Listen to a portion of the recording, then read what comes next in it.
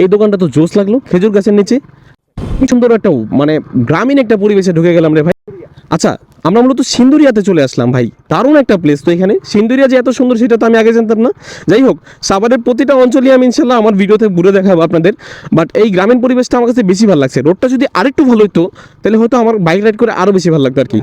এখানে কিন্তু ধান চাষ হয় সম্ভবত। আচ্ছা যাই হোক, এখান থেকে রোডটা আবার ভালো।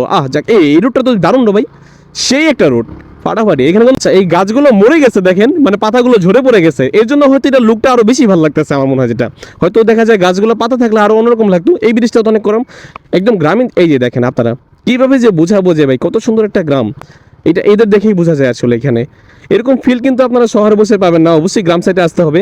আর আমার মতো এরকম এনজয় করতে হবে আপনার গ্রাম সাইডটা। আসলে বাংলাদেশটা কোনো অ্যাঙ্গেলেই সুন্দর, মানে কোনো অ্যাঙ্গেলেই সৌন্দর্যের থেকে কম না। আমরা বাংলাদেশটা আসলে ওইভাবে করে দেখি না, আমরা খালি দেখি হলো বাইরের দেশ। মসজিদ